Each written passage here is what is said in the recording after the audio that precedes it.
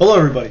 It is June 14th, 2025 here in the United States of America. My apologies for not uploading any videos Wednesday or Thursday. I had some family obligations to take care of, and I am seriously considering moving my upload schedule around a little bit to make the times and the days that the videos get posted a bit more consistent. I'm also moving to daylight at my job. I've been on the night shift for about 8 years now, and starting July 7th, that will be Monday through Friday, 6 a.m. to 3 p.m., which will actually make uploading videos much easier to do. They generally will all be posted in the afternoon around the same time, and I'm going to try to do 3 a week as opposed to 2. I am trying to grow this channel after all, and the more videos I make, the better it is for the growth of the channel. Now anyways, what I wanted to talk about in this video are the events taking place between Iran and Israel. Now, as many of you know, I think roughly 2 days ago, Israel launched a series of airstrikes against Iranian nuclear facilities, and top officials within the Iranian government, including scientists, generals, and also I believe the lead negotiator around Iran's nuclear program. Not a problem program, although it seems to be a problem for just about everybody. Now, reports indicate that this strike was fairly successful in regards to taking out several top officials, which perplexes me a bit because the Iranians knew this attack was coming. It wasn't necessarily a surprise. They indicated that they expected some kind of attack. President Donald Trump, the day before, had hinted that something was coming. Apparently, he had given the Iranians a 60-day window to negotiate some kind of nuclear deal, or there would be consequences. Now, he didn't elaborate on those consequences, and perhaps the Iranians didn't believe that he would let Israel off the leash to strike Iran's nuclear facilities. Well, it appears they were wrong, and President Trump, although the claim is that the U.S. government did not participate in these strikes, they were allowed to happen. Now, that puts President Trump in a fairly precarious situation in regards to his domestic support and foreign policy, and I'll get into that in a second. But back to just some information about the Israeli strikes on Iran. Iran has retaliated using its hypersonic missiles. It has breached the Iron Dome and has caused some considerable damage in Tel Aviv and has struck several military targets. Now, Iran is fully capable of doing this. They have untold numbers of ballistic missiles, large amounts of hypersonic missiles, drones, and sorry, my phone is ringing. Drones and all kinds of advanced weaponry. Iran is not a pushover state by any means. They do have one of the best militaries in the Middle East. They have a very formidable military. And a protracted war between Israel and Iran is something that Israel would find very difficult to win without direct support from its allies, including the United States of America. Now, many people don't want to see this actually turn into a regional war. The leaders of Russia, China, and the Arab and Gulf states do not want to see this turn into a regional war. I expect them to do everything they can to advocate for some kind of ceasefire, negotiated settlement before this spirals out of control. Iran has talked about closing off the Persian Gulf, which would cause oil prices to skyrocket. The Houthis could close down the Strait of Hormuz again, because they are an Iranian proxy. They are supplied by Iran with weapons and munitions, as every nation does. It's not, if people say, well, the Iranians fund the Houthis, that's awful. Well, every great power, if they're smart, finds proxies to do their dirty work, so to speak. It's a pretty common thing in foreign relations. Nearly every country does it. Now, Iran doesn't want to follow through with this because I think that would lead directly to a regional war and direct U.S. involvement. Now, here's the thing. Israel wants the U.S. directly involved in this war. It wants to drag the U.S. into this war for its own survival. It's a necessity for Israel. Israel cannot win this war on its own. It cannot pound Iran into submission with airstrikes. Iran prepared accordingly for this. Now, while several top members of the government were killed, seemingly in their own homes, which is baffling to me. If there were several days warning that something was coming, you think they all would have been in protected locations. Now, some of them were, and those protected locations were struck, but the Iranians are not stupid. They have had years to prepare for this, and I am sure that many of their nuclear facilities and much of their research are in places that Israel does not have the capacity to reach. Now, the United States has the capacity to strike those places, but Israel does not, which is another reason why Israel would like to pull the United States into this war. It's hoping to goad Iran into a massive retaliation that leads the United States to having no other choice than to intervene in this war. Closing off the Persian Gulf may be one of those things, just to not... Because an issue is if oil prices shoot through the roof, that hurts the U.S. economy, and also, too, considering the current situation with Russia, that would mean that cash would flow by the truckload into Russia. The higher oil prices go, the more Russia makes off of oil, because their economy is not completely centered around, but a big part of it is energy production. Now, the United States, given its current situation it finds itself in with assisting Ukraine in its war against Russia, it's not in the United States or Ukraine's interest to see oil prices go through the roof, because that means Russia makes more money, and if Russia makes more money, Russia can produce more weapons, and it's already outproducing most NATO nations combined as of right now. Anyways, now, the predicament President Trump finds himself in is this. His platform, the platform that he ran on to become the 47th president of the United States, a big part of that was no more interventions in foreign conflicts, none whatsoever. The American people are tired of it. We've been repeatedly goaded into and propagandized into participating in foreign conflicts that have not been to our benefit and have left thousands of young Americans dead and tens of thousands wounded, as well as inflicting well over 1 million casualties on civilians in the region. I think we're tired of it. America has no incentive to be an expansionist world power that gets involved in foreign conflicts. Geographically, this country is a fortress. We have two weak neighbors, Canada to the north and Mexico to the south. It's not part of our culture. It's not something we're driven to. It's not something we feel the need to do. Americans are perfectly content on sitting in our fortress, defending our interests in the region if need be, and staying out of other countries' affairs. Now, that was the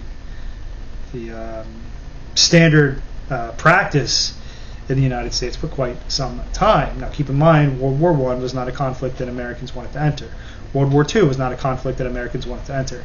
Vietnam began to sour very quickly with the American public, and now the Iraq War is looked at as a major mistake, and so is the occupation of Afghanistan. So Donald Trump, President Trump, going back on his promise of getting Americans involved in yet another regional war, would impact his party dramatically.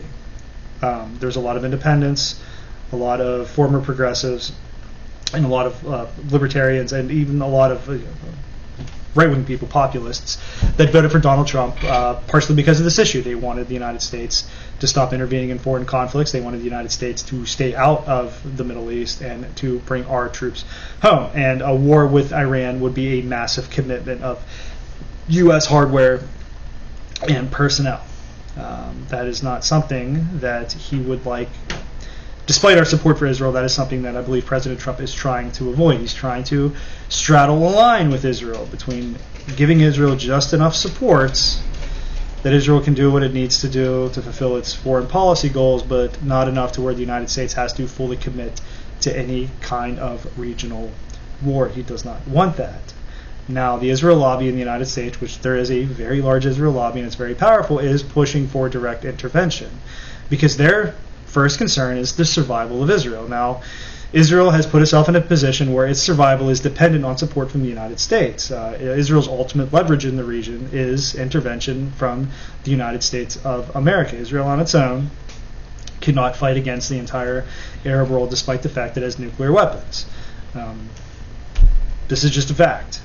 This is why they have such a strong lobby in the United States and why they lobby Europe so aggressively too. It's a matter of their national survival. I'm not saying that I support Israel's policies, but that's just how they look at things, and those are the facts on the ground. They are dependent on the support from the United States and the West in general. And their first and only concern is the destruction of the Iranian regime to ensure their own survival. Now, Iran is a great power in the region. It could easily become the regional hegemon. It has the population, it has the military, it has the resources. Could be a very wealthy nation with sanctions lifted. And although there is some internal strife, a large war launched against it could unify the population behind the Ayatollah, because again, if it comes down to a matter of their national survival, then they'll put their disputes with the government to the side and join the fight, so to speak. So it would be in President Trump's interest to not get us involved in this conflict and to do everything he can to keep the United States out. It's in Benjamin Netanyahu's interests to get the United States directly involved, because frankly he doesn't care about the political consequences for President Trump and the Republican Party, because he knows either way he's going to get support from the U.S. government because of AIPAC, because of the Israel lobby. No matter if there's a Democrat in charge or a Republican, he's still going to get roughly the same amount of support. So he doesn't care about the political consequences in the United States of direct intervention from the United States. He's only concerned about his own country, Israel. Another problem that President Trump finds himself in is that he's now being accused of purposefully misleading the Iranians into believing that negotiations were going to continue, so they dropped their guard, so Israel would have greater success at striking targets within Iran. Now, I don't know how true this is. There's a lot of speculation about this. The relationship between the United States and Israel is actually a bit more complicated than people think. There is more pushback within the U.S. government against Israel's demands than many people would assume. So that being said, sorry, I lost my train of thought. My father's texting me. But yeah, there is a lot more pushback in the United States government than what would be assumed against Israeli influence, especially if it starts to cause problems with America's interests in the region too. Now, America's interest in the region is, if it was just America by itself, America would want a peaceful Middle East where a deal is made across the region, no more conflict, no more violence, let's just do business. That's what America wants. Those are America's interests, because it ensures that oil prices are low, and stability ensures commerce continues, and it ensures that Americans can have business interests in the region and take advantage of the region economically. I don't necessarily mean that in a bad way, but trade is better than no trade. Trade and commerce is always better than war. Those are America's interests. Israel's interest is pure survival. It's getting rid of its one last major enemy in the region, and then it can position itself in its national survival, or put its national survival in a bit better of a position with Iran off the table. Now, that has been their goal for quite some time now. There was a list of countries that were taken out systematically: Syria, Libya, Iraq, and now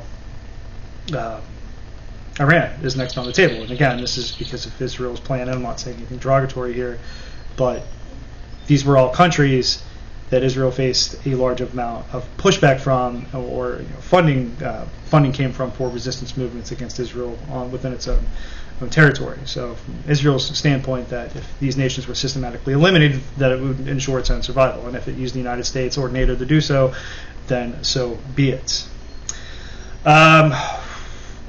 But getting back to my point here, if it is true that President Trump did purposefully mislead the Iranians, and it doesn't, he claims that he gave the Iranians 60 days to accept the deal, and the assumption would be after 60 days, then Israel would be taken off the leash and it would be allowed to strike Iranian nuclear sites. Now, Iran had talked about being perfectly willing to scrap its nuclear program entirely, and show to the world that was only enrichment was only going to be done to a certain capacity for civilian needs, and it would do this as long as sanctions were lifted. Now, I'm not sure what happened behind the scenes, but a deal could not be reached in this regard. And after those 60 days had passed, well, the consequences on Iran were unleashed. So I don't know if I would call that deception. If Donald Trump did give them a 60-day window and tell them they had 60 days, then I don't think that's deceptive. Now,